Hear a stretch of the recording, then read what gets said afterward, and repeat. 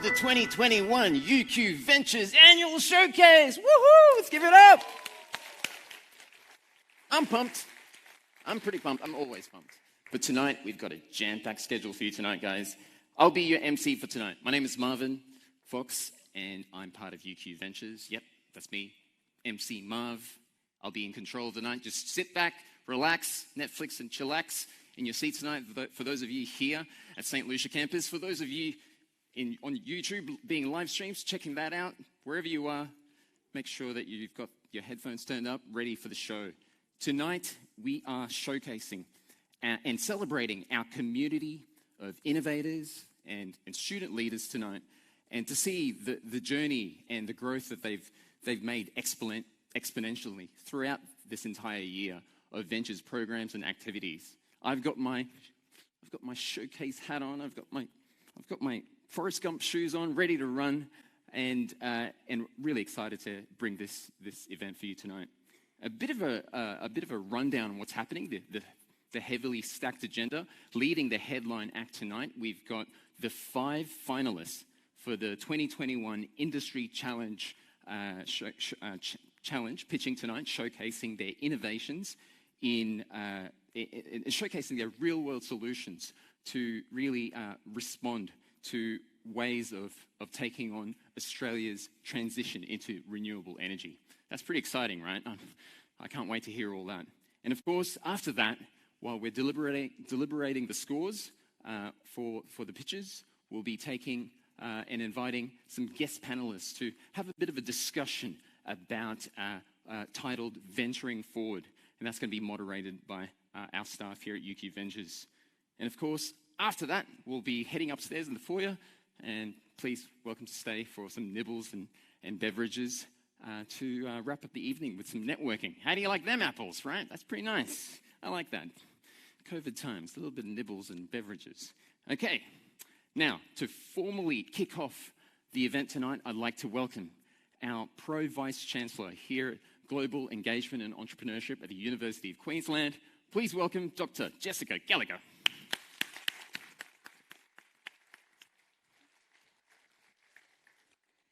Thanks so much, Marvin. You might have your hat on, but I've got my sparkly shoes on, so I think we're totally ready for the celebration tonight. Hello, everybody, and welcome to the Ventures Annual Showcase. My name is Jess Gallagher, and I'm a long-standing friend of the Ventures family. I'd like to start by acknowledging the traditional owners and the custodianship of the lands where UQ stands. We pay respect to the elders, past, present, and emerging, who continue cultural and spiritual connections to country. We recognise the important role that Aboriginal and Torres Strait Islander people continue to play within our community and their valuable contributions to Australian and global society. I'd also like to acknowledge all of the UQ colleagues, students and panellists joining us here in person this evening or online, and to the many supporters of UQ Ventures around the world. It gives me a lot of pleasure to welcome you here this evening to our annual celebration of entrepreneurship at UQ. This is our opportunity to recognise the extraordinary efforts of our community of entrepreneurs and to thank our many partners, mentors and collaborators who make Ventures activities possible. Despite the challenges of 2021, it has been another fantastic year for entrepreneurship at UQ. One highlight was this year's iLab Accelerator cohort. The 12 startups ranged from innovation in robotic prosthetics to electric family boats and support for companies to report on their climate change impact. All 12 startups completed the intensive accelerator, and for many, the program has already provided a springboard for greater success. Bloom Impact, for example, has already gone on to raise more than $670,000. Endler, who created optimization tools to solve engineering problems in the energy and resources sector, was accepted into the highly prestigious Y Combinator program and went on to raise more than $1 million from investors. One founder has even used predictive AI to launch a customised wine subscription service. This just proves what we already knew. Our founders are truly world-class. And Endler wasn't the only ventures startup to be accepted into the Y Combinator this year. Grease Boss, which enables maintenance teams to keep heavy machinery lubricated and moving, was also accepted for the Y Combinator program. Just to put this in context, there were 17,000 global applications for this particular cohort, and Grease Boss was the only Australian startup selected. They've gone on to raise more than $1 million in funding. The impact of these startups is far-reaching. Grease Boss, for example, is a proud Australian company and has brought their operations back to Queensland to boost innovation and to create new jobs. Our startup achievements don't stop there. This year, Ordira listed on the Australian Stock Exchange and is continuing to grow and benefit more people with their individually tailored headphones. Plus, another iLab alum, Andrew Barnes, has broken all kinds of records with Go One to achieve a valuation of over $1 billion. It's really exciting to see us Queensland founders reach the legendary unicorn status. I have no doubt that there will be more unicorns to come, and I'm very proud to advise that the demand in Ventures programs continues to expand. Throughout 2021, Ventures has continued to address the underrepresented groups in entrepreneurship and our ecosystem. The very popular Lead Hers confidence building program for women has been expanded to include specific programs for our PhD scholars and a dedicated workshop for professional staff at the university. We are also increasingly supporting a larger number of future students through our Discovery program, with more than 2,600 secondary students from Queensland schools and more than 500 students from Indian schools participating in our Discovery program so far this year. We continue to have a vibrant annual calendar of hackathons and challenges. For example, the Quantum Hackathon was recently held in partnership with the AR Centre of Excellence for Engineered Quantum Systems. Supported by IBM, the Defence and Science and Technology Group, and other universities, the 4-day event explored how quantum technologies can achieve incredible outcomes and solve pain points across all kinds of industries. And of course, we have the Ventures Industry Challenge. This year, in partnership with the Dow Centre for Sustainable Engineering Innovation, the topic is to accelerate renewable energy transition. We acknowledge and appreciate the support provided from collaborators including Oricon, St Baker's Energy Innovation Fund, the Queensland Chief Scientist, and the Department of State Development.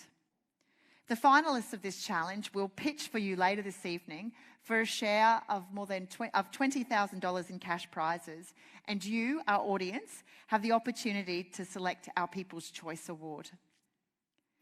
This year, we've had over 15,000 participants in our entrepreneurship activities, including over 7,900 student engagements. That's thousands of students supported with the knowledge, skills, and networks to be innovators in their fields, whatever their aspirations. Thousands of energetic, entrepreneurial students with strong discipline knowledge that we release into the ecosystem to support knowledge-intensive jobs and industries. There's absolutely no way that Ventures could provide these students with the level of support without a small army of mentors, guest speakers, and judges who willingly provide their time to support our programs. To all of you, we express our heartfelt thanks. I'd also like to take the opportunity to recognise the fantastic support of one of our entrepreneurs in residence, the amazing Sam Jockle of Parent TV, who will be finishing with Ventures this year. On behalf of the team, I'd like to thank Sam for not only bringing her experience, networks, and insights to our community, but for her drive and collaboration that has supported so many of our startups to excel. I'm also really pleased to announce our new entrepreneur in residence that will be joining our Ventures team next year, Zoe Black. Zoe is a co-founder of Happy Paws, Happy Hearts, which runs a variety of animal therapy programs for the disabled, the elderly, and those in need of social connection. Zoe has received many honours and awards, and we look forward to having her on board to support our iLab cohort when they start up later this year and into the beginning of 2022. It's been another year of growth for entrepreneurship at UQ. In 2018, we set out to create UQ's first entrepreneurship strategy with a vision of building a hub for innovators, leaders, and entrepreneurial minds who challenge and accelerate ideas to impact. With participation rates growing from 1,700 in 2017 to now 15,000, we have come a very long way in achieving that vision. Some of you may be aware that this will be my last formal event as Pro-Vice-Chancellor of Global Engagement and Entrepreneurship, as I will soon be leaving the university to take up a new role. I've been with the university for more than 15 years, and I can honestly say that watching the Ventures programs and communities continue to grow and succeed has been one of the absolute highlights of my career to date. I'm delighted to introduce this showcase event that celebrates entrepreneurship at UQ, and I will continue to cheer all of you on, as I have no doubt that the growth and record-breaking will continue as we head into 2022 and beyond. So with no further ado, I want to hand back over to Marvin to get the pitch competition started. Thank you and welcome everybody again. Thank you very much, Jess. Thank you, Jess. I too would like to acknowledge the traditional custodians of the lands where we are now and pay respects to their elders, their customs, their laws and creation spirits, and recognise the very important role that Aboriginal and Torres Strait Islanders play within our very vibrant community. And it's all about the community today. We are celebrating that. We've got all the letters to celebrate it tonight. Jess has already made the acknowledgements and thank yous to our innovation partner and, of course, our mentors from all these excellent collaborations that we've made throughout this entire program. I'd also like to just give a little bit of background to the work that the 5 teams who made it to the final stage tonight. They're all competing for the multiple prizes worth $20,000. Just repeat that, $20,000. This is high stakes for these guys. So I'm sure they'll all be raring to go and showcasing their innovations tonight.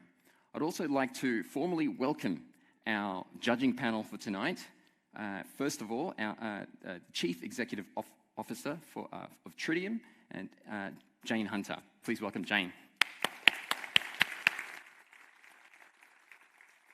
If you don't know what Tritium is a global technology leader in the design and manufacturing of DC chargers for electric vehicles.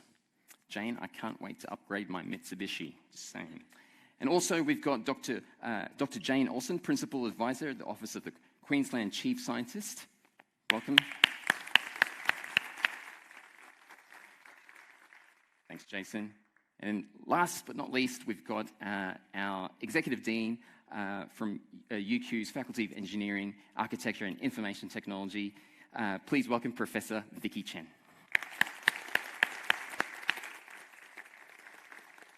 Now, the 3 judges have their work cut out for them tonight.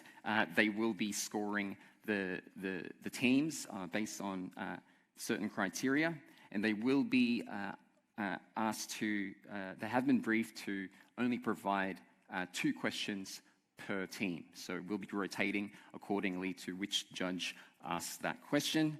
And of course, we'll be strictly monitoring the time of the pitching as well, and all the teams know this already. There'll be 3 minutes strict time.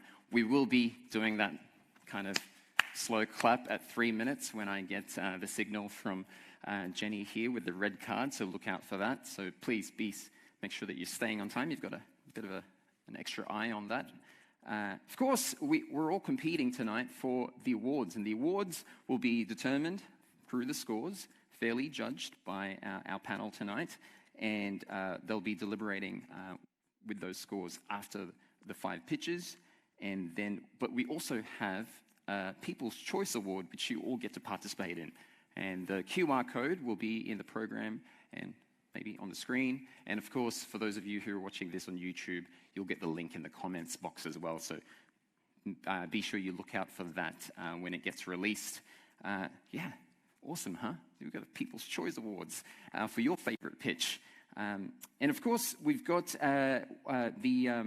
it's very important that you take selfies of yourself, shout it out, and kind of tell the world that where you are. UQ Ventures annual showcase. Very important that you tell the world about that. Now, we don't have any sound effects, I don't think so, Jack, but we do. In my 5 years living in Japan, they do this ceremonial thing where you get your hands ready, and on the count in of yoi don, you do this unison clap to kind of kick off the proceedings, kind of like that gong. Ready? I'm going to do it right here. On the count of yoi don. Oh, yeah. Okay, we're good to go. All right. Well, we want to make some noise for the first team that comes up, so make sure you let them hear it, all right? We're gonna kick it off with the first team pitching from Green Lab. Please welcome Brad. Woo!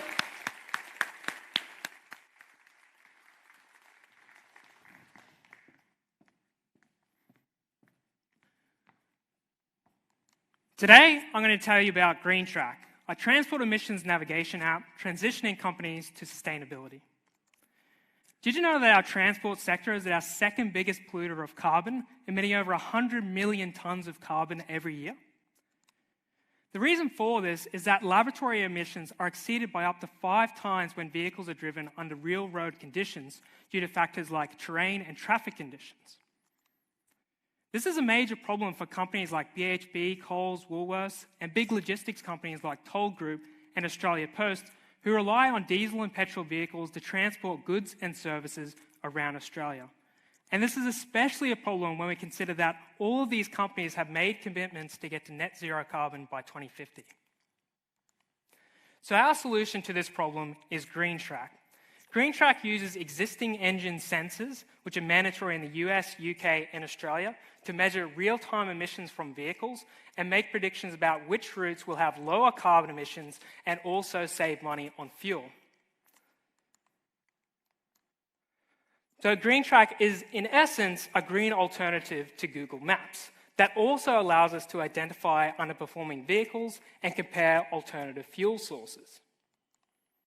So GreenTrack differs from our competition in the sense that we have real-time measurements, we have real-time emissions reductions in that we can make suggestions about the day-to-day operations of these drivers.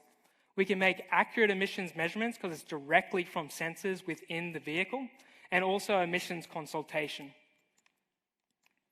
In terms of the business model, it will be a freemium. So for a single user, it would be free to use. But for users that have multiple vehicles, a fleet user, it would be a subscription of $4 per vehicle per week, with the extra cost being justified by analysing the fleet-wide data to reduce the overall emissions of the fleet and improve its fuel efficiency. So in terms of market size, we take an example user like Toll Group, which has a revenue of $7.8 billion and a greater than 3,000 vehicles.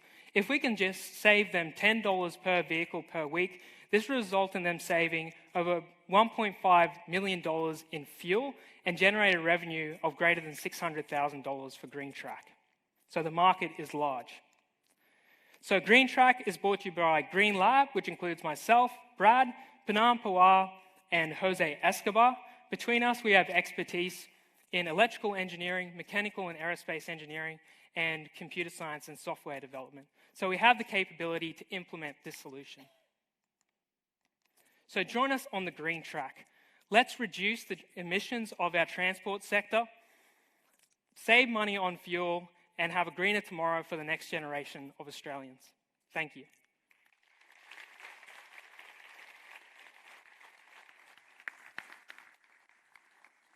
Thank you very much, Brad and Green Lab team. I'd like to invite Poonan and Jose to come on the stage, ready for Q&A. Thank you.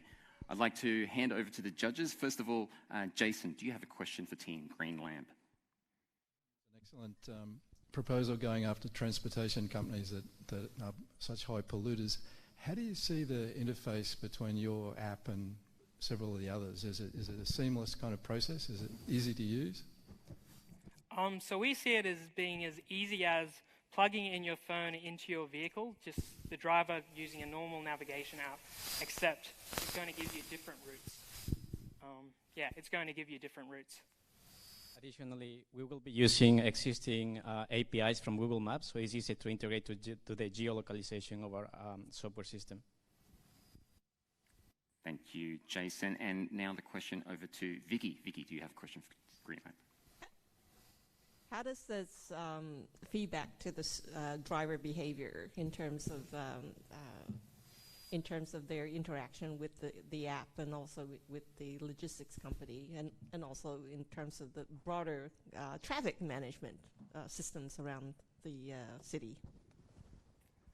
So in terms of driver feedback, I suppose because it's real-time emissions measurements, they'll be able to see what behaviors they're doing that might spike that.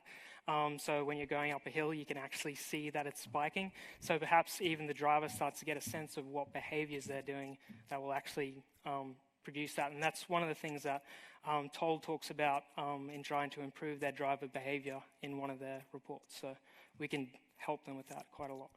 And that's what makes us different, because we're live tracking these carbon emissions in real time, not like Google, because they are just making approximation based on traffic conditions. So our differentiator is that we are tracking these emissions live, and we are using this data to optimize the logistics of the company, so they can make better planning of the routes. So that's what they call it. That's what they call it, intelligent routes. Thank you very much, Brad. Jose Punan for Team Green Lab. Well done, guys.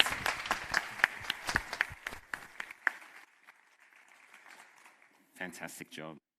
First team off. Now, team 2. Next we have Banu and Lena from Team High P. Let's give it up for Team High P.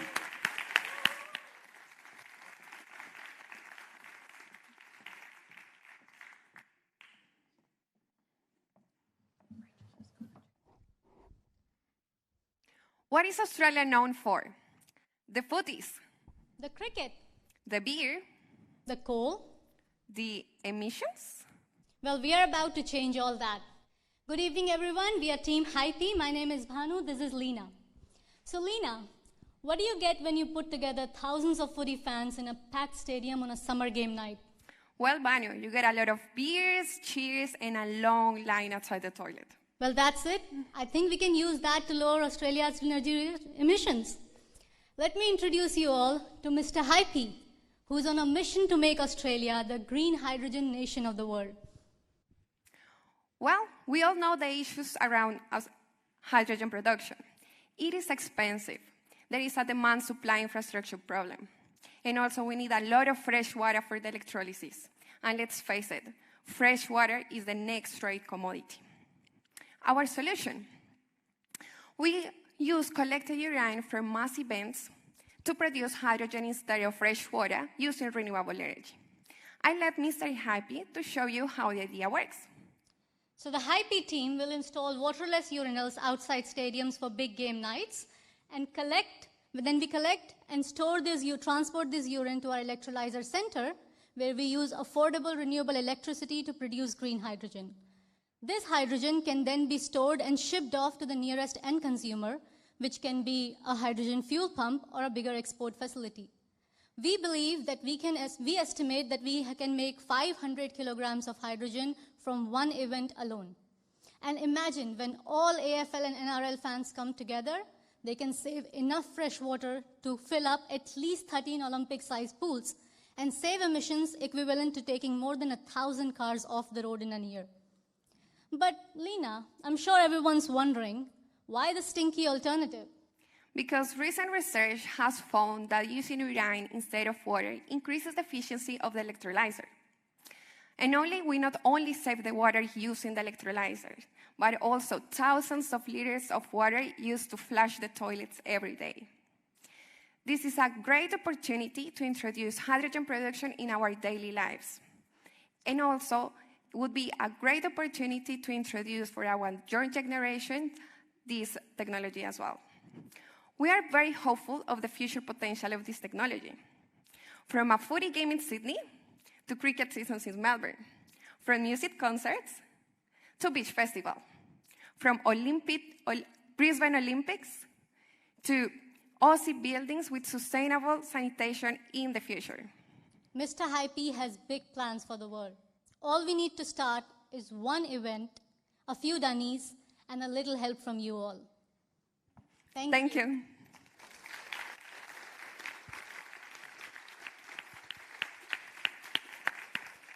Well done, High P. I'd like to invite your other team members for Q&A. We've got Abel, Sebastian, and Olatimi. Come on down. Now, we've got your two questions are going to be from Vicky and Jane. First of all, I'd like to invite Vicky for a question. Hi. Thanks. Great presentation. On the issues of the energy cost of collecting the urine and reprocessing it, how does that factor into the loss of your energy outputs at the end of the day? It is actually increasing the efficiency of the electrolyzer because the chemical bonds of the urea that is in the urine are less strange than compared with water electrolyzer. So that is one of the advantages of using urine instead of fresh water. And Jane.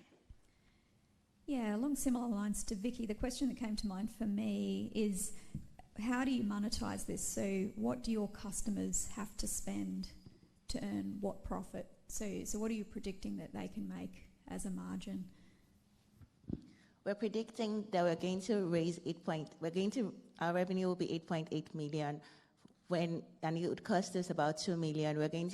Our sources of revenue would be the events. We'll get money from the event planners. We'll also get some donations, and we also hope to get money from the Queensland government as we offsetting urine that would normally cost them from the waste management. Yeah. Excellent. Thank you. Team High P, well done. Excellent work.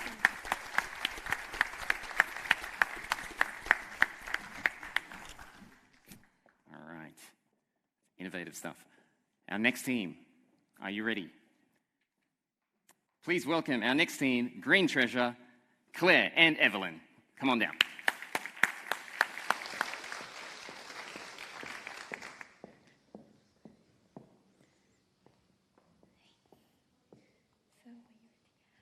We have a dream to turn our waste into renewable energy, and we realize, we got a team of ex-students from master and to PhD student. We're working together toward this dream, and we realized that this is not a dream anymore. Logan Home wastewater treatment plants are already doing that. They're turning wastewater, including our pool, into biosolid and biochar. And through gasification, they turn the wastewater to heat, produce heat, which is the renewable energy. This is the only one and the first one in Australia. Biosolids are turned into biochar while producing renewable energy. The process is costly and high energy consuming, but there is a problem. Since this is the first plant in Australia doing this, the market hasn't been explored yet. Therefore, biochar needs to be stored without any revenue for Logan Home wastewater treatment plant. Then, our team is suggesting, based on our research and having interviews with experts in different fields, to contact mining companies which can use this high-value product for landscape rehabilitation and potentially offsetting their carbon emissions. By doing this, we can help this technology to become a profitable and sustainable business in the long term. Biochar can be used in the rehabilitation state, can be added in the topsoil layer, providing benefits well documented in literature, such as long-term carbon storage, pollutant remediation, water retention, supply of nutrients, and overall facilitating vegetation growth, improving the rehabilitation process. So in Queensland, we got 91% of mining rehabilitation land is not yet being rehabilitated yet. That is a very big market. That's why we contact with 6 different mining companies to ask them whether they are interested to purchase Logan Home wastewater treatment plant and produce biochar. The biochar only costs minimum $265 per ton. Whether they are interested to buy that for the rehabilitation. Once we build a connection, we can build a circular economy. So this will benefit both wastewater treatment plant and also the mining company. So during our research, we want to especially thank for the expert we interview and helping us during the process. Thank you for listening. Thank you. Well done, Green Treasure. I'd like to invite your other team member, Miriam, to come on stage and join you. Excellent. All right, Green Treasure, you have 2 questions from our judges. First up, we have Jane. Jane, do you have a question? Thank you.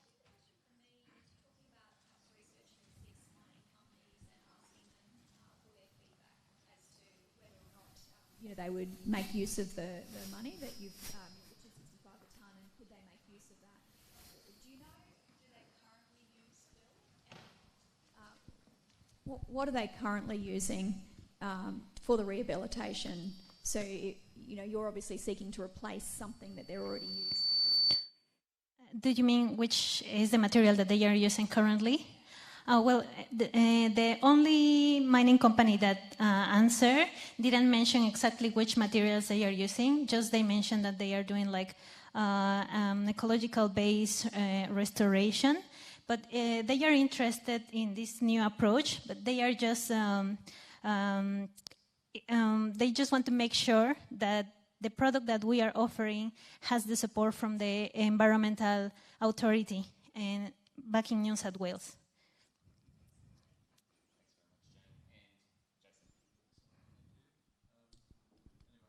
My mic doesn't work. Oh, it does work. That's good.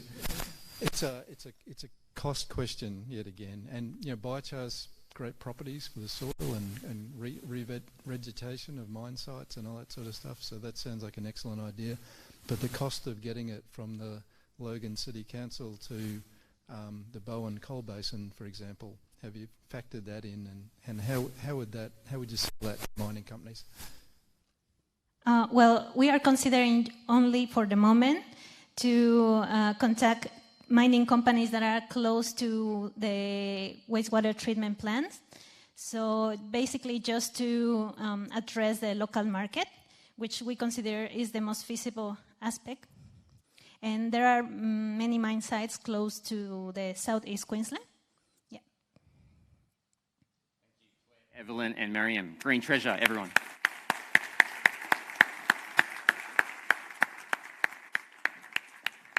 Wow, that's 3 teams already. Just like that. We are on a roll. Judges are like furiously scoring. It's the fastest pitch event ever, right? Okay, our next team, team number 4. We've got Jacques and Tom from Oz Vehicles. What's up, guys?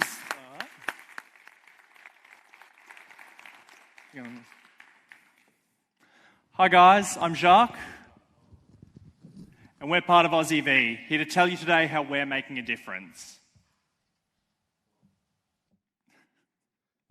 Just speak really loud. It's been known for a while now that electric vehicles are much better for the environment than combustion vehicles, but there's a couple things holding them back from reaching their true potential. First, the large environmental impact of their manufacture, and second, the slow rate of adoption. We see the underlying issue as a lack of support. Battery manufacturers' warranty lasts for 3 to 5 years, while lithium batteries last for 7 to 10.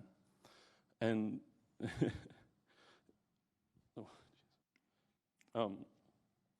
and manufacturers, after all that, well, they'd rather you just go buy a new car. So we have potential buyers being scared off and current owners being left with a persistent headache. Hey, well, I've got you here. Anyone got a charger for an old iPhone? No? I guess not. Well, we have the same issue with EVs.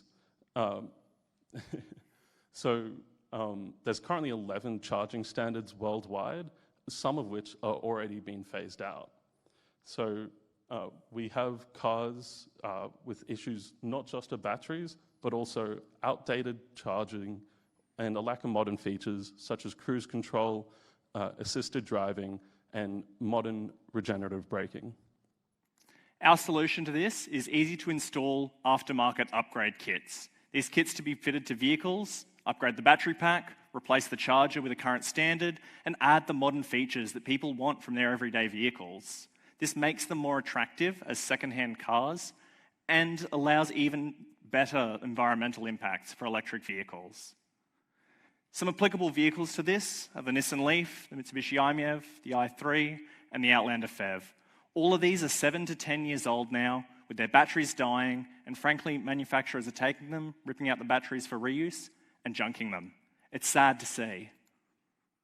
The validation we have for this, well, we've had a technical prototype going for close to 3 months now, and we have customer engagement and hitting almost 10% of the Australian i-MiEV market. That represents $150,000 in sales and 240 tonnes of CO2 prevented from being released into the atmosphere. In this execution, we have the Mitsubishi i-MiEV battery customer ready and fitting to vehicles. In fact, guy drove out of the shop yesterday with one, took it all the way down south. We have the cruise control module ready for vehicles as well, with regen control currently in final stages of testing. And as for the charge ports, well, we've been doing that for ages. We're OzEV. Thanks for listening.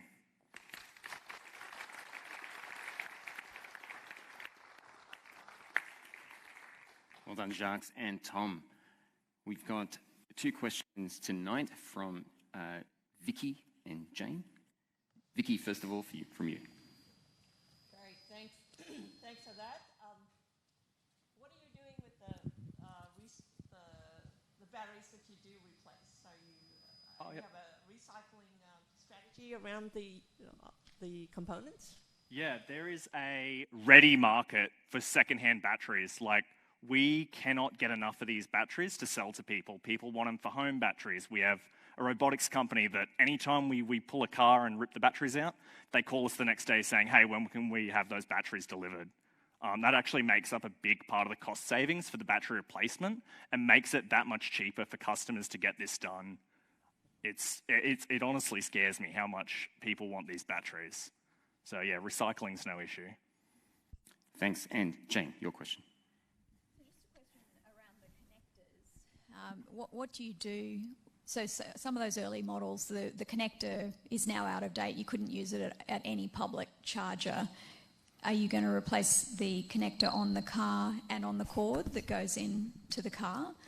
There's a couple of different solutions to this. So for i-MiEV specifically, their Type 1 AC charger is not compatible with the current J1772 standard that's fitted to most public ports. The easy way to fix that is we can pull it apart, disassemble it, put in a J1772 compliant module, hook it up to the pins, and it just goes. There is also the option to do it as a dummy lead and sell it that way. In fact, that seems to be the way that people prefer it. They can plug into the charger with one end of the dummy lead and plug the rest of it into their car, and inside it's got the modules that can communicate to both ends. So there's numerous ways of doing it. For AC charging, it's simple. DC charging, like Chatamo and CCS, like you guys do at Tritium, is a lot more complex, so we try to avoid touching that just because there is a lot more risks involved with higher power. Thank you, Jacques and Tom. Well done. Aussie Vehicles, everyone. Excellent work. Okay, I'll just allow a little bit of time for the judges to catch up on their notes. We've got our final pitch coming up. Now, guys, I haven't heard too much excitement in between because I feel you're feeling a little bit of the nervous tension as well, right? I feel like that nervous parent on the corner. Like, oh, hope they do okay. We're gonna make some noise in this final pitch and make them really feel welcome. Are you ready? We've got final pitcher tonight, Daniel from Solar Circle. Let's give it up for Daniel! Hello everyone, and thank you for being here tonight. My name is Daniel Lake and I am a solar power business owner and co-founder of Solar Circle. 1 in 5 homes today has solar power, and I would hope that you here tonight are those 1 in 5. But by 2035, over 100,000 tonnes of solar panel waste will need to be recycled in Australia. Currently, there's only 17% that is recycled. One reason for that is cost, up to $10 per panel plus transportation costs. So what does Solar Circle set out to do to solve this problem? As you can see from our sophisticated prototype, we've developed a concept that will decentralize and mobilize the solar panel recycling industry. Imagine a Solar Circle truck being dispatched to your front door, a disaster zone, or even an outback solar farm. Better yet, imagine a Solar Circle vehicle being designed, developed, and dispatched across the globe by a UQ startup. So how are we different from our competition? Currently, solar panels need to be removed from a property, and they're either left on site for the customer to deal with, or they're taken back to the electrician's workshop. From there, another truck is needed to take those panels back to a dedicated drop-off zone. From that drop-off zone, another truck is needed to be taken, all of those panels back to a centralised recycling facility. Our decentralised solution will allow dispatch to any location and allow for materials to be recycled directly with the wholesale recyclers. And trust me, as a solar electrician myself, if I've got the opportunity to leave those broken solar panels at your house after a long day in the sun, I'm always going to refer to Solar Cycle to my customers. Okay, enough of the fluff. How does this thing make some money? We've estimated through engagement that one truck would cost $370,000 to design and build. We estimate operating cost of $200,000, and we believe achievable to recycle 22,500 solar panels per truck per year, leaving us with an estimated profit of up to $158,000 per truck per year. What you're looking at here is ESG investing with a 44% margin. Now you're comfortable with the investment, let's look at the environmental impact. We believe this solution can reduce the carbon footprint of solar panel recycling by 37% and prevent 61 tonnes of landfill leaching. The future roadmap would look to electric trucks, recycling of the glass and cells, and increasing the fleet to Australia and across the globe. I'd like to thank my amazing team, Shristi, Kate, and Maximilian, and I hope that you guys are excited about the future of recycling solar panels in the country. Thank you.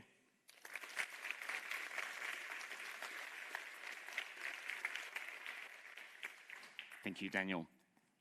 Now we've got two questions for you, Daniel. Tonight we've got them from Jason first up, and then Vicky. Jason. Great. Yeah, look, that's an excellent presentation and well established why it needs to be done, and that's a really proposal. I guess the question I had, new models for the future. You touched on the metrics for making money. So where do you see this projection for revenue growth? Well, I think it might not look like a large return to some people, but it fits into a business model for someone like myself who already owns a solar company as a value add. Because 158 grand to an existing business is a lot of money, but this could be used with refuse stations that might want to have these trucks they've already got large distribution centres across the country. It could be done a few ways. If you could get some IP in the truck, then there's a lot of value in selling the truck to anywhere across the globe as well. And our next question from Vicky.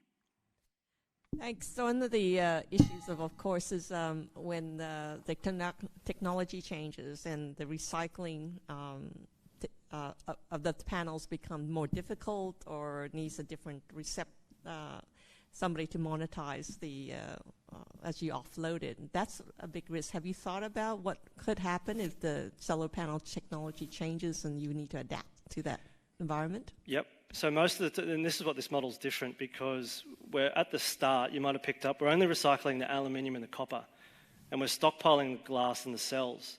So the problem at the moment in the industry is that there's not enough stock feed to actually make a profit for centralised locations.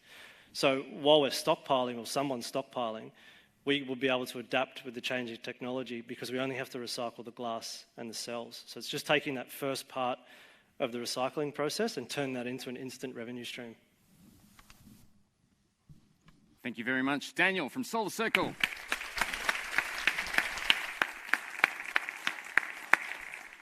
Excellent work, Daniel. Now keep that applause going because we've just finished 2021 Industry Challenge. Well done, 5 teams. Woo! Wow.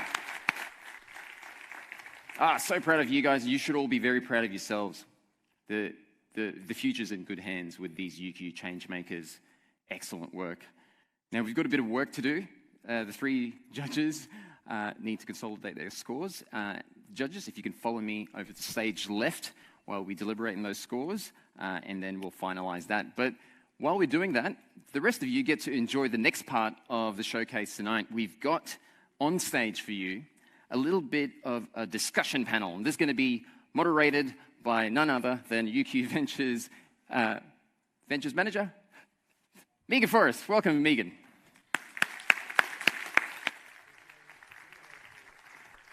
We'll be setting that up. Megan, you good? Awesome. Thank you, Marvin. Hi, everyone. It is so good to see so many familiar faces. So I have the great privilege tonight of moderating the panel and introducing an absolutely star-studded panel.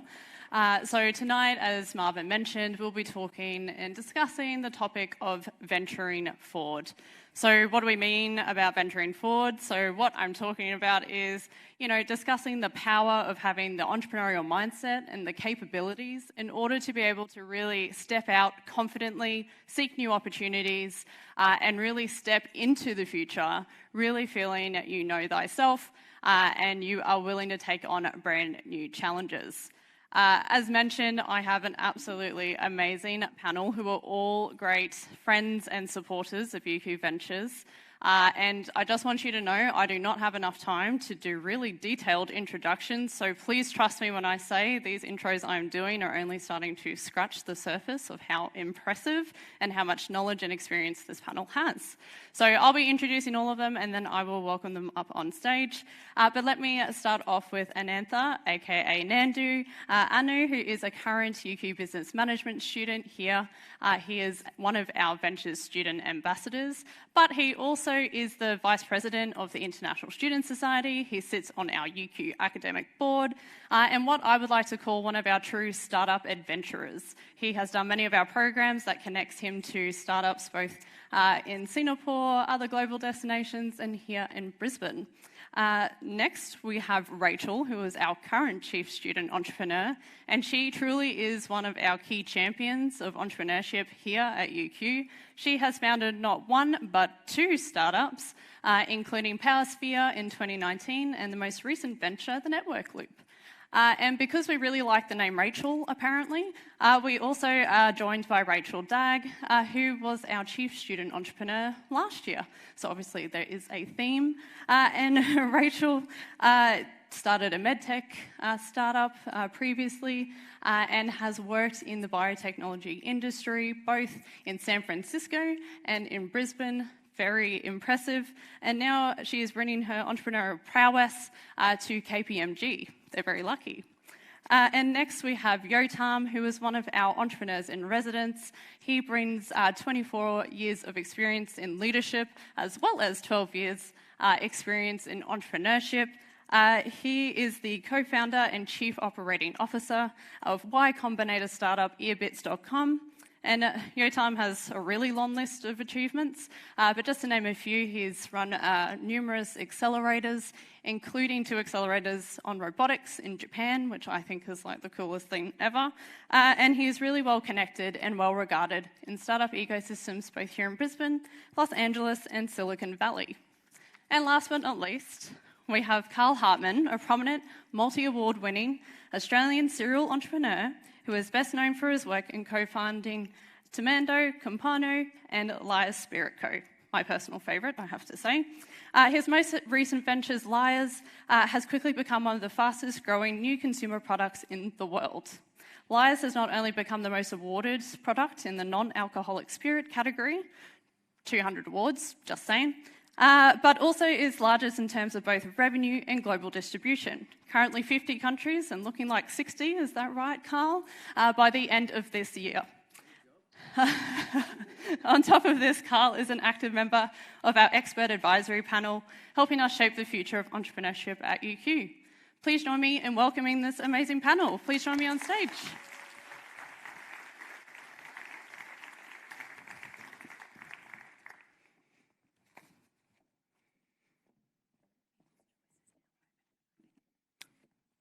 I have just been informed that People's Choice is open for voting, so please do vote. You should have a little QR code on your program. Just a nice public service announcement. And I'm also special, I get 2 microphones, which is fun. So thank you so much for joining me and for, I guess, being such great supporters of us at UQ Ventures, first and foremost, and joining us at the annual showcase. I know we all connected yesterday. I know that there is a lot to talk about on the topic of venturing forward and entrepreneurial mindset and building capabilities. So we've got to start somewhere. So let's start with, we really do live in a changing world, and I know that, I'm sure we've heard that lots, around uncertain times that we're in, lockdowns, have to mention lockdowns, but not just that, the acceleration and uptake of technologies across industries, all sectors, and the continued geopolitical shifts.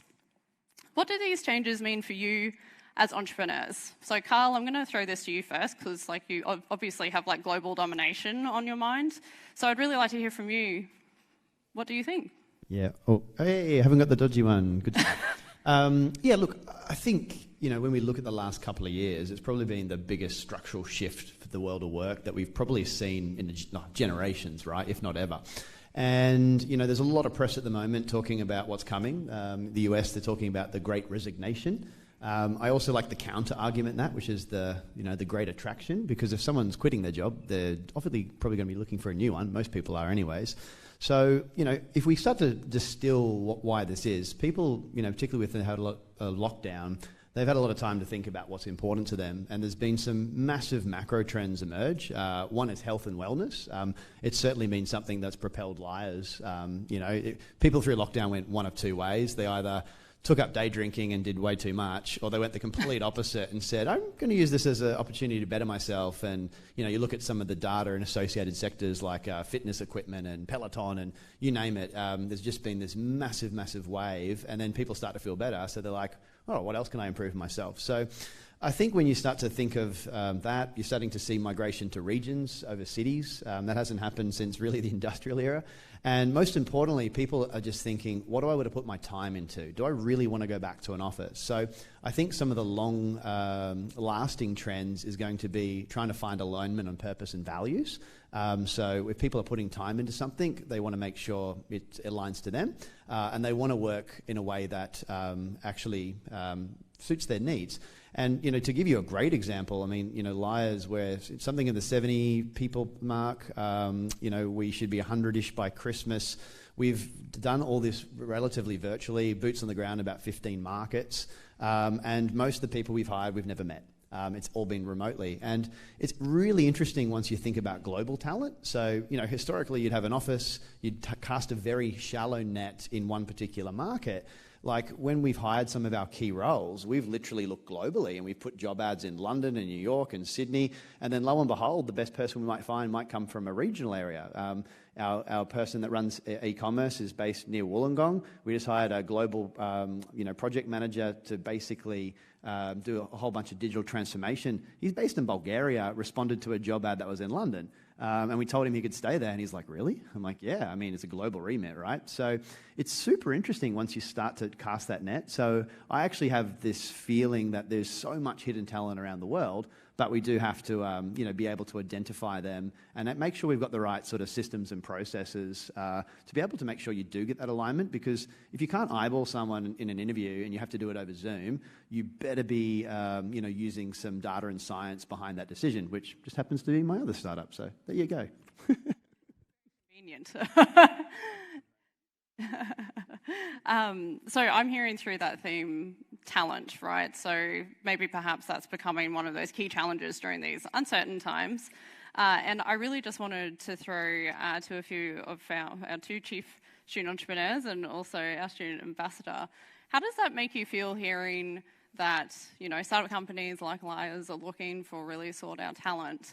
How do you find building your entrepreneurial mindset, getting involved in startups, doing and connecting with startups? How do you feel that has put you on the path of feeling a bit more confident in being that sought after talent? Right. Okay. I like to think one day I'm going to be the one seeking talent, like Carl.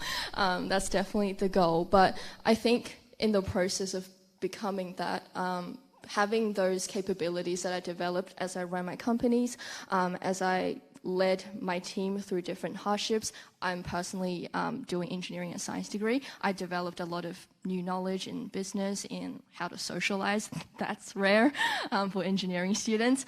Just being able to develop a lot of different skills in different areas, and sometimes just knowing the startup space, there's a lot of innovation and exciting opportunities coming up. So being knowledgeable, that's definitely giving me a really rare advantage. So I've been seeking jobs as my plan B for my graduate role. And I definitely find that a lot of like prestige companies look for entrepreneurship as one of their key qualities in their for what they look for in a graduate position.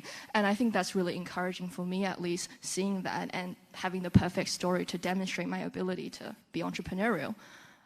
Does Rachel have more thoughts on that? I do.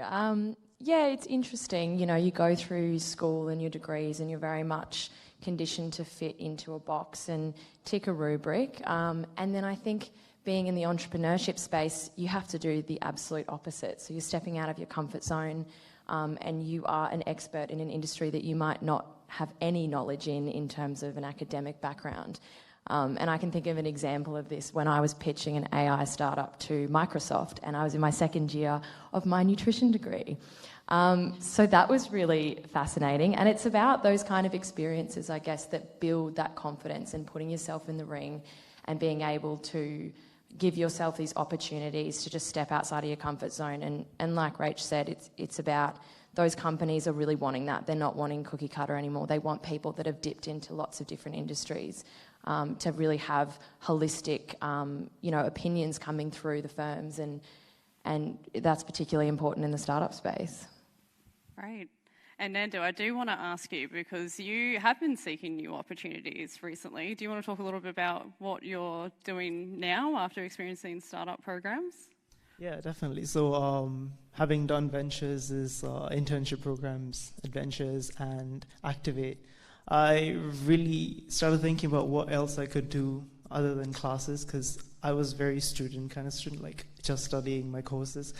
But then I said, why not try everything, right? So I just started trying new things. Like I'm even trying research now. That's something new. So I've gotten involved in business schools, entrepreneurship, and strategy research as a research assistant. And we're looking at how startups fail and how startups can, succeed better. And I'm in 2 different startups now, and that's something I never thought I would do in my first year. And right now in my final year, I think that's made me a lot more, not more employable, because I also worked with the careers team briefly, and I found that companies do love people who've tried new things and, have a lot more skills to offer than just a course. Yeah. Great. Thank you. So something else I wanted to ask the panel, and particularly I'm going to throw to Rachel closer to me. I really didn't think this through when we invited this panel. That, McKinsey has found that companies that invest in innovation through a crisis outperform peers during the recovery period. So I just want to know from your perspective, Rachel, what examples have you seen, both in KPMG or also, in other organisations you've been working in regards to how have they innovated, and what opportunities do you think lie? Yeah, firstly, I think it's really interesting when big companies report on innovation. I just think that's like a little bit comical, but anyway. I think on a macro scale, and I'm going to talk about this through a health lens because that's my area, we're looking at supply chain issues, and we've seen that all personally through our vaccinations here in Queensland and Australia, but more generally in other industries, in the car industry, for example. And I think some companies doing some really cool stuff in that space, and I talk about this company quite a lot, is a company called MemBio in Canada, and they're looking at manufacturing red blood cells in a lab to eliminate donor recruitment. So it's looking at how do we overcome, yeah, cool, right? Yeah. How do we overcome these supply challenges? And then when I look at it on more of a micro scale and looking at a patient in the healthcare system and individualised health, and we're not looking at a subset of a population and saying they will all respond to this drug in this way. We're looking at individuals, so we're looking at their genetic makeup, their epigenetics, how their lifestyle affects their genes and what turns it on and off, and our microbiome, and we're getting really a lot more targeted. And as well, probably right now, half of you have watches that are reading various biosensors. So it's really interesting to see what that's going to bring about in terms of, do we send that data to private health companies so we can lower our costs if you're working out 5 times a week or something like that. So yeah, there's some really interesting things happening, and you know, thank God we have startups that are out there and I hate this word, but agile enough to be able to like solve these really big problems. Yeah, great. And I see Carl's nodding a lot. Yeah, it's tracking you. Oh, no, like I can say through COVID, I've become addicted. It's just like, you don't even realize half the things that these things track, like VO2 max and resting heart rate. My favorite COVID story is I got an alert saying I had a low heart rate, and I went to the doctor, and like my Apple Watch says basically I'm dying, and he goes, congratulations, you become an athlete. Because apparently it just lowers beyond a point, but you can go lower than 50. There you go. Yeah, it's true. When I played tennis professionally, it was constantly around 40 to 50, and I can confirm you're becoming a sports person. You have some horrible anxiety before that, right? So, moving on from sport, as much as I would love to do that, I wanted to throw to Yotam and yourself, Carl, around, so Rachel touched on, you know, the opportunities in innovating in big corporates, but I'm also very interested, you know, as both of you are serial entrepreneurs, I think it's fair to call you that, right? Is, you know, what advice do you have for young entrepreneurs or new entrepreneurs in how do they seek out new opportunities? Well, look, it can be something like, you know, you might identify a problem that needs solving. I mean, every company I founded has been a consequence of circumstance, right? My first company, literally my university job was working in JB Hi-Fi, and it was really hard to figure out what it costed to deliver things. So I was like, problem needs solving, you know, how to crack fixing that. You know, basically the learning I had from that business in terms of growing a global team, I mean, I took that to sort of 150 people, 3 countries, got acquired, had 500 people across 6 countries, and yeah. It just got harder and harder because all I wanted to do was build a really high-performing culture. And when you have the tyranny of distance and then you've got just these subcultures in different countries, it actually gets really hard. And then I was amazed that in the world of HR tech that there wasn't really something that told me who I should hire, who I should fire, who's trainable, who actually wants to be trained in the first place. Because some people want to do lifelong learning, others don't, right? They're just habitualized. And then funnily enough, the others sort of simultaneously, I mean, peak pre-COVID, I traveled 230 days one year. My career average has been about 150. And that's where the whole thing from Liars came from, was like, you know, you go to places like London and oh, God forbid, Tokyo, and it's just this drinking culture. And, you know, you'll have a meeting at 4 o'clock, it just moves to a pub, you get given a pint, and you go, I'll just have a water. And they go, what's wrong with you? I thought you're Australian. I'm like, do I have to be a functioning alcoholic? Can't they be mutually exclusive? And then there wasn't a lot of alternatives. And then the irony is came back and, you know, here's a fun tip. Be nice to the people you go to uni with, because both my current 2 companies are with people I went to uni with at UQ. So there you go. You know, Mark was already working on the liquids and the rest is sort of history. So, but you know, just seeing this data point of, you know, young adults not coming into the category, health and wellness exploding, and, you know, certainly the analogs in the consumer sector were, you know, plant-based milk. You know, when that started coming out, like almond and oat milk, everyone's like, who's going to drink that? Now it's like 15% of the category. Plant-based meat having a very similar wave, and now we're seeing this in alcohol. And I remember when I was at uni and the way that my cohort would look at cigarettes, it's like, oh, cigarettes? Why? But now you're seeing a lot of younger kids look at alcohol the same way. Like, you know, I heard this person's kid who I think was about 16, is like, Dad, you realize you're putting poison into your body, right? So their attitudes around alcohol are starting to change, and I think it's a consequence of education, right? So yes, it's the biometric data on your watch. It's the education about food. I mean, even food, in terms of education, you go back 10, 15 years, there wasn't as much information there is about nutrition, right? So I think all these things just start to create like a much larger trend. So I think in summary is just find a problem that needs solving. You know, if you can see sort of the white space between things. One of my personal favorite sayings is like, you know, if you have some sticks and a rock, someone might make a fire, but an entrepreneur will build you an oven, right? So it's like, how do you actually think beyond the sum of the parts to make something that's greater than the whole? Fantastic. And Yotam? I think my advice for anyone who considers doing anything entrepreneurial or going into startup is really, I think a lot of people don't do it because of the fear of failure. I know that I felt this way. I never expected to do a startup, and it kind of happened on its own. But I know that I had that feeling of like, where you think that everyone else is much smarter and that they have all the answers and you should too.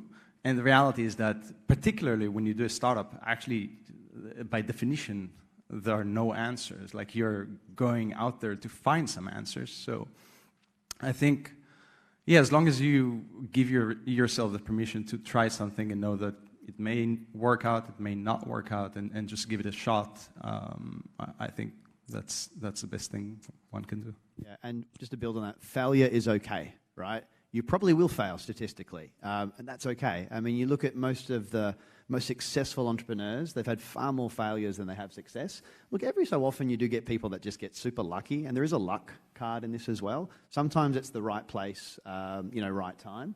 Yeah, and you have to be okay with risk. Personally, I didn't go straight to entrepreneur. I worked for a couple of big companies first, and that's something which I found helpful because, we were talking about this yesterday, is sometimes when you work for a large company, you do learn some things about culture, process that you kind of don't get from a small company. And then you'll take little gems and nuggets of this that you'll apply in your own ventures. And it could be something like, the importance of having sort of like a CRM or, something to manage your internal process. And you may have never had to deal with that unless you're in a bigger organization. You'll certainly see some things in culture, both positive and negative. And you might say, oh, when I have a company, we're definitely not doing that. Or you might say, what a brilliant idea, I'm going to double down on that. So don't be afraid to seek different experiences, and everyone's pathway is different. It's not like a direct linear path. There'll be some potholes and some mountaintops, and it's an adventure. I'll actually make that relevant to students, considering I'm still a student and I've started startups. I think being in uni is like the best time to start trying different things and starting projects and seeing what sticks. Being in the university, you have a lot of support from your school faculty, from UQ Ventures, and you have the best cutting edge facilities to try anything technology or the cutting edge research. So I think you being in UQ and being undergrad, I think that's the best time. And even if you fail, which I have, I also had a big existential crisis after failing. It's okay because you're still young, and the worst you can do is come out with and get a graduate position.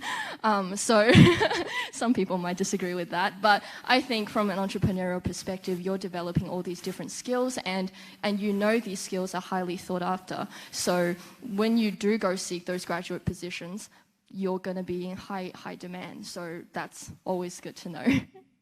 Yeah, and Rachel's so right. When you're at university, you are right next to the engineering building or the medical building. And so you just have this access to this incredible network. You also have a really flexible schedule. So you can kind of tailor your life around that. And you kind of, in a lot of ways, safe to fail. Like a lot of us at uni, we don't have mortgages and kids, so we're kind of in this environment where, we don't know a lot about the world yet, but we can be really curious and we can dip into lots of industries and we can just give it a go. And at the end of the day, that's the most important thing. And I'll plug Ventures here. And that's what ultimately Ventures wants to do. They just want to harness the entrepreneurial mindset of our UQ students and just give them a platform to give it a go. Thank you for the plug. You're welcome. Always appreciate that. See, this is why we have chief student entrepreneurs, so that a lifelong of plugging. That's fantastic. So thank you. Great insights so far. Something that, we talk about uncertainty, and we've spoken about fear, and we've talked about, something that could be stopping people is fear and just being okay with, exploring new opportunities. I would really love just one insight from each of you. How do you build your confidence?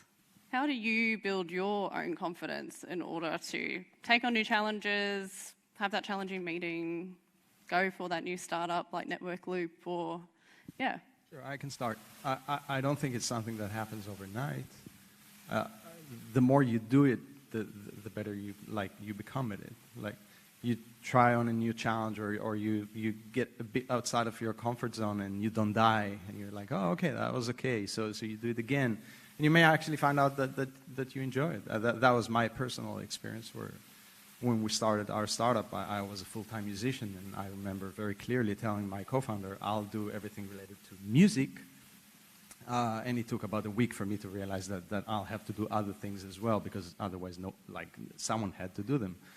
And by the end of the journey of 6 years, I ended up doing touching every aspect of the business, and realized that actually that was the most rewarding part of it for me. Trying different things, learning new skills. Just that. And at the end of it, I think I grew some more confidence to jump into things that I don't know how to do, knowing that I'll probably be able to figure it out. Yeah, that's a similar case with me. So really fun story. Back when I first started PowerSphere when I was 18 years old, first year undergrad engineering student, my mentor actually asked me to go network and, pitch to people about your startup to get some feedback. And I just thought, how do you network? What do you do when you network? And I went on YouTube and I searched how to network. And I looked at the first top 5 recommendations on how to network, and I eventually got it. So that's kind of my process of becoming more confident as a founder and as an entrepreneur and even as a student. I think being able to take advice from people, know what you really want to achieve, have that vision so you can pretty much do anything to get there. I think aligning your vision is super important, especially at the start of the journey. Understand that whatever you do, as long as you are getting closer to the goal, you're kind of spending your time in a good way.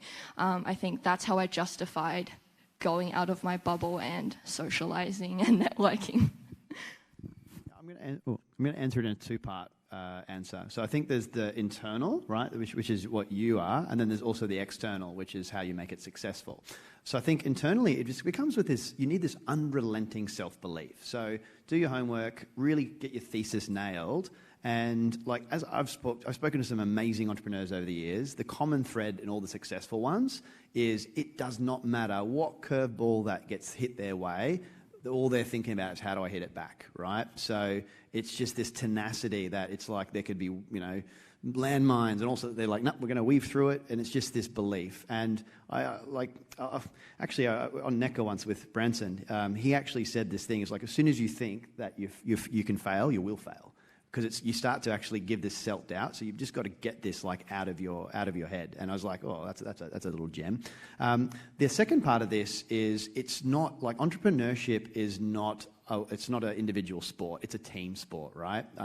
It may take one founder to start something; it's an absolute team to finish something, and the odds get harder and harder as you have to build a bigger team. So the best advice on building that self-confidence from an external thing is mentors.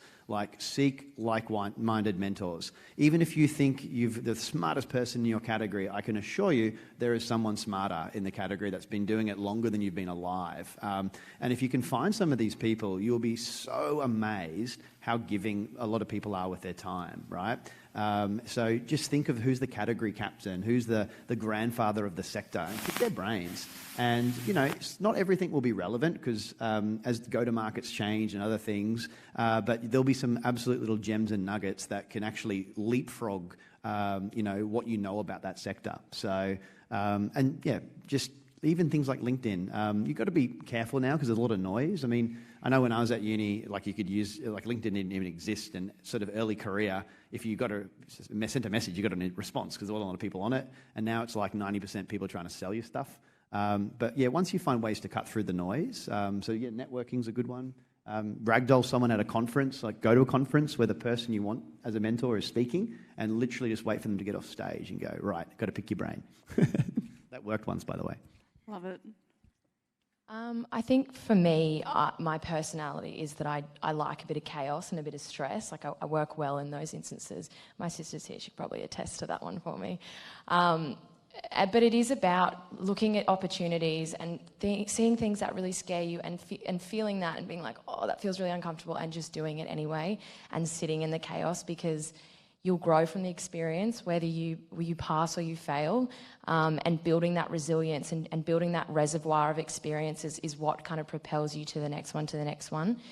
And kind of echoing what you were saying, Carl, my favourite quote is, whether you think you can or you can't, you're probably right.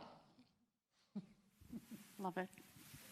And for me personally, I feel like it's always, I like learning new things. And so when I feel like I don't know something and I have no experience in it, I definitely just push myself into it and tell myself I'll learn as I, do it. I'll figure it out. And that's worked out so far. So that's how you try new things. Just jump into it and figure it out. I think I heard, so you can Google it, go harass someone after they've done their conference talk. No, that's really good tip. So thank you so much for sharing those. It's really interesting to talk about this confidence thing. I think, to point out, I don't think any of us are always confident all the time. Is that fair to say? I think, there's a lot of fake it till you make it. So it's really interesting hearing all these different stories. Something that I really wanted to touch on. So we've talked a lot about entrepreneurship, and we have talked about the relevance of entrepreneurial skills in the space in corporates.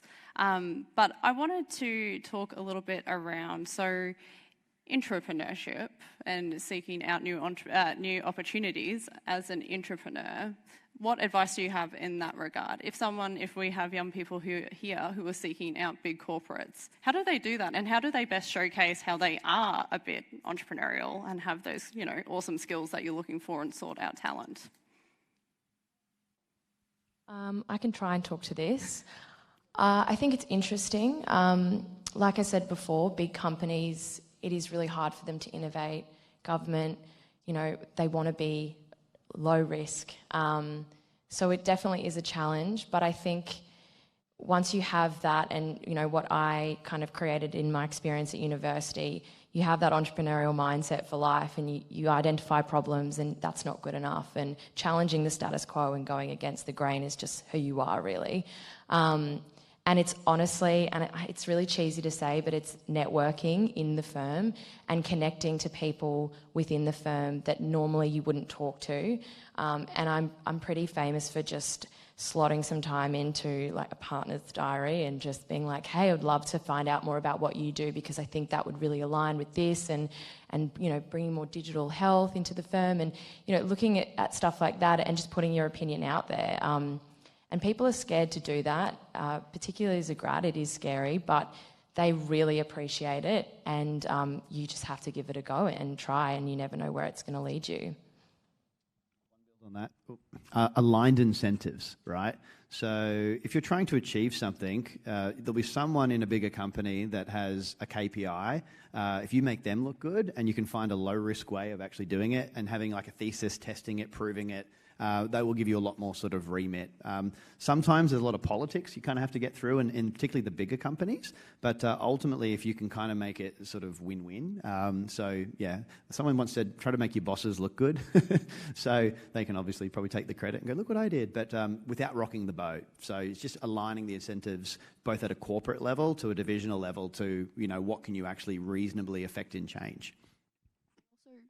And also being able to also being able to pitch your value proposition. So any entrepreneurship, you have a problem, and for entrepreneurship, this could be aligned with the KPI, as Carl said. And I think having that the whole company has a common KPI, and if you can attack that common KPI with the innovative solution, I don't think it's wise to reject your idea if your idea is actually feasible. So being able to pitch your value proposition, saying that, hey, this is the problem, I have the solution, and this is why it will work.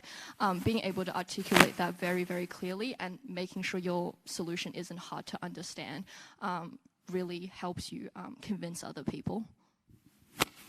Fantastic. Thank you so much, panellists. I have been given the formal signal that I believe the judges are ready, and I know that's what everyone is waiting for, but thank you so much for sharing those insights. Hopefully you've taken out some key learnings from that on how to venture forward with confidence. Please join me in thanking our panellists.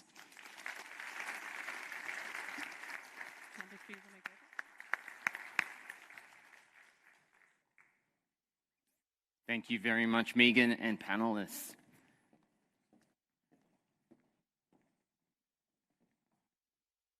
Judges have just wrapped up and our People's Choice Awards have also closed. Thank you all for getting involved in the voting there as well. Now, while we prepare for getting the stage ready for the announcement of the winners, I'd like to actually invite, first of all, Jane Hunter on stage to give us a summary, some general evaluative comments on the pitches tonight. Please welcome Jane.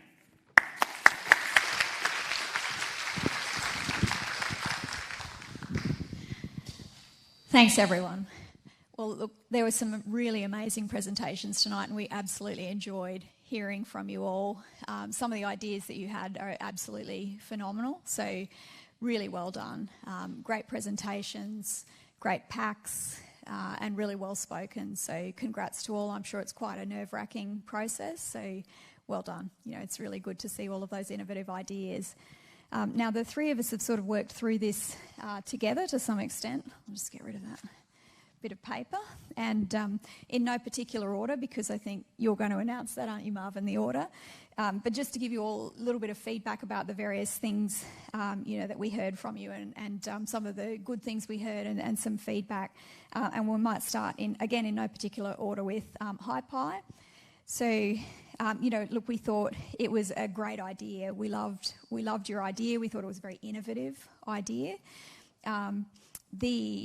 One of the things that we were saying in terms of that was, you know, it's great to connect stadiums and sports as you were attempting to do with greening them, which I'm sure will be hugely, you know, beneficial and something that they'll be very interested in. We thought that you had great energised, animated energy and a nice start to the pitch. You know, the images that you had up, it was fun. And you were very energetic in your pitch, which was, you know, really, I'm sure the audience enjoyed your pitch. In terms of some of the other things, at this stage it's more conceptual, so you don't yet have there's no model or minimum viable product. You're still in the idea stage, and that's understandable. You know, this is a ventures pitch, so it's not, you know, you're not all going to have something along those lines, but to that extent that meant that you still have a little bit more work to do to get your evidence where you need to get it to make sure that it's going to be fully viable. And that just is going to take some more work, right, to take it all the way down the line. But I think overall we just thought it was a really lovely, innovative idea. We thought it was great, this idea of connection of sporting and stadiums.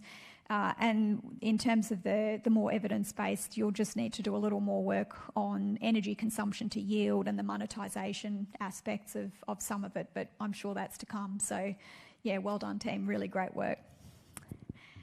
Green Lab, one of the next ones that we had. So, you know, we thought that was really good in terms of the money. So, you know, what we could tell there was that it was very clear financially. Where are you, Green Lab? So I could see, oh, there you are. Yeah, really nice in terms of your dollars that you laid out. You know, it was very clear what you were seeking to do, so how much petrol you could save and how much money that saved you. So I think that would be quite an easy pitch to a business. And of course, you're seeking to reduce both emissions and be more efficient and save them money. So it's a nice business proposition there.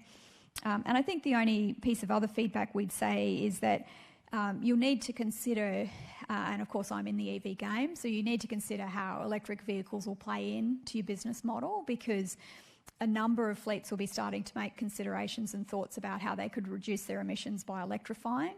And so you've got to consider who you're approaching. Do they still have a 10-year lifespan on their vehicle, or are they, you know, perhaps coming to end of life of that fleet, in which case I'll be there pitching to them that they should be buying electric vehicles.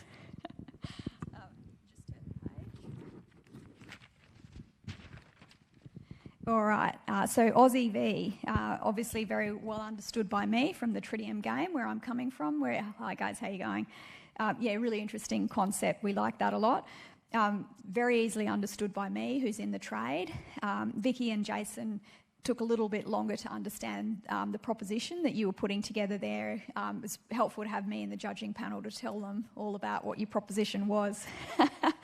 But I think, look, I thought it was a great idea.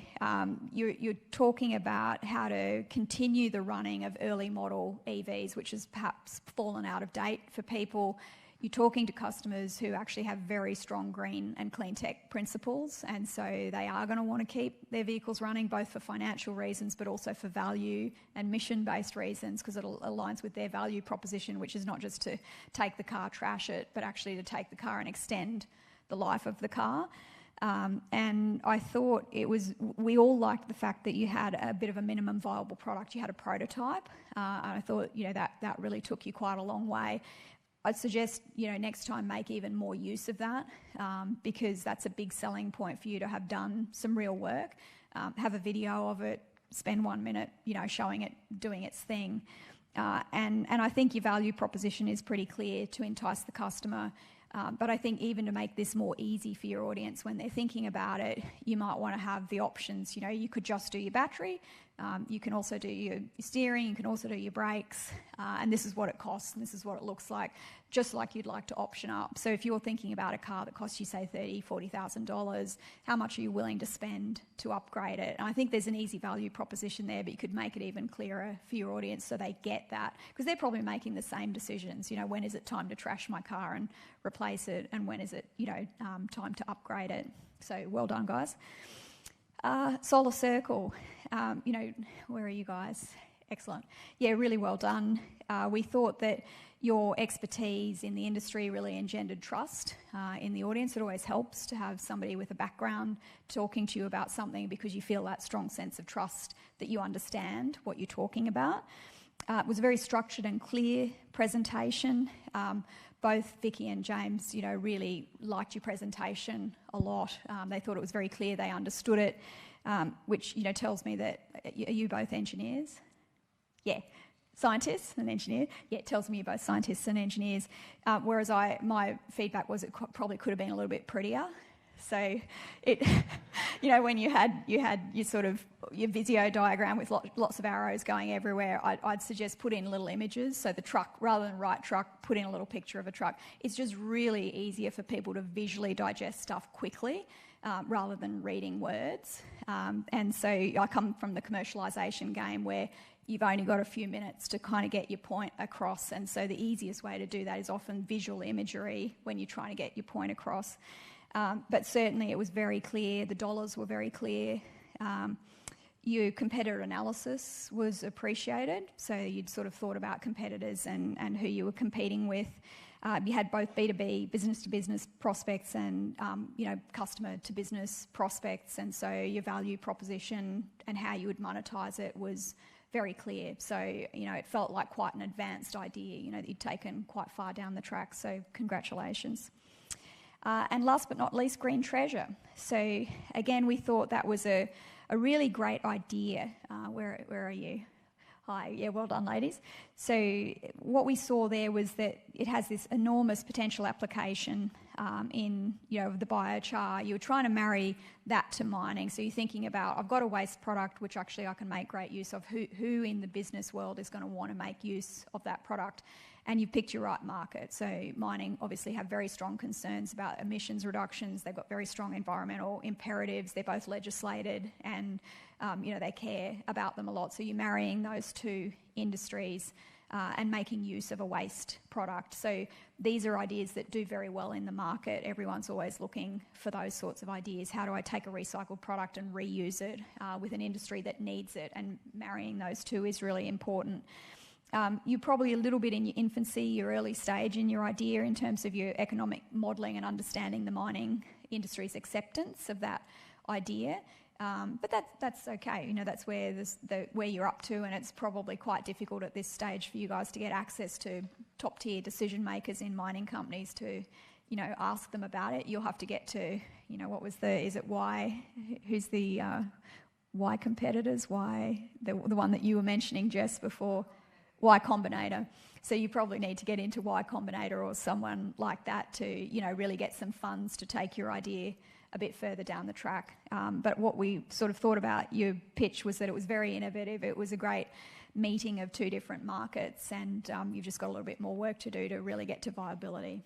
So now have I done all 5? Yeah. So look, congratulations. Fantastic job, all of you. We were really impressed. We thought that you'd thought in innovative ways. You're thinking about the environment and renewables, but also how to monetize that, which is important because you can't just have a great idea. It's got to be an idea that's sellable. So congratulations. Well done. Jane, if you could stay on stage, actually, and I'd like to invite Jason and Vicky to come up as well. getting close. And I'd like to invite all the participants tonight, all the innovators, come on down the stage. We're doing this beauty pageant style. Come on down. Could be a good opportunity for some group photographs, of course. Come on down. Brilliant. Excellent. And now I'd like to invite to the stage, we've got the director of the Dow Center tonight. We've got Associate Professor Simon Smart. Come on down. Thanks, Simon. And to also hand out the awards, please welcome back Dr. Jess Gallagher. Simon. So I'd like to firstly let me offer my congratulations to all of the groups. There were some amazing pitches there, some great solutions that can help us accelerate this transition towards renewable energy. And the renewable energy transition is something that's a core part of the mission of the UQ Dow Center for Sustainable Engineering Innovation.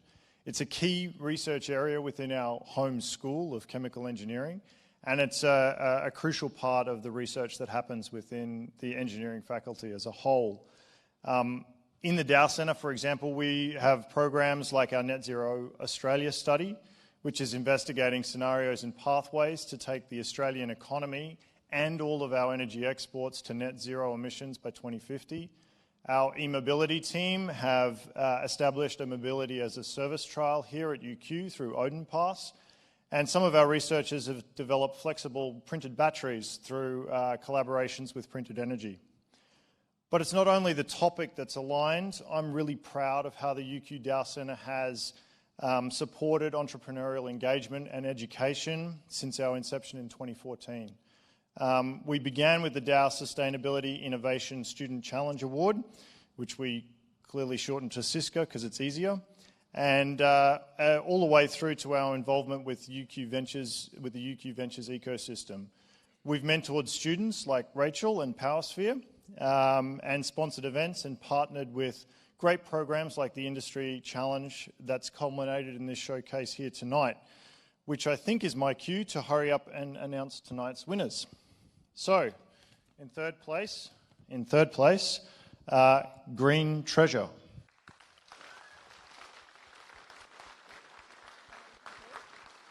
Do you want to come forward? Okay. In second place, Solar Circle.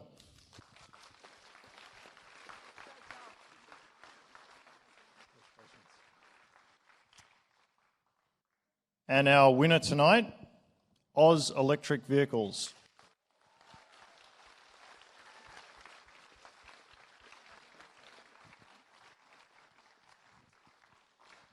And of course, we had our People's Choice Award, which went to Green Treasure.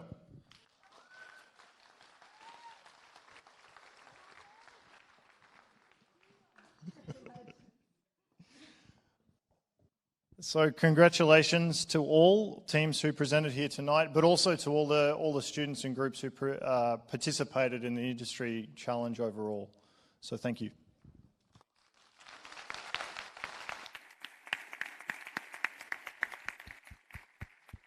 Thank you very much, Simon. Jess, do you have any words as well? Just a big congratulations, obviously, to all of the teams that participated. They were absolutely fantastic pitches, completely blew my mind in terms of just how innovative you've all approached this one challenge and the various solutions that emerged. So big congratulations. I expect that you'll go on to do incredible things, and so please remain part of the Ventures family and look at what the next and how we might support you with the next steps. I would just like to also take this opportunity to thank and congratulate the entire global engagement and entrepreneurship group. So in addition to the Ventures team, there are team members from across the division that have made this evening happen, and so without them this would not be possible. And a particular shout out to the fabulous Carly Cooper, without whom this would not have happened. So thank you so much, everybody. Thank you, Jess. Yeah, and fantastic. And thank you, Dow Center. Most of all, thank you to our students, even the ones who couldn't make it tonight, the ones who battled through the programs and activities and getting their program, their projects off the ground. Congratulations to you all. I think you all win. These guys are just leading the way, right? They're changing the world, future change makers. Congratulations to you all. I'd also, let's give it up for these guys. I'm like,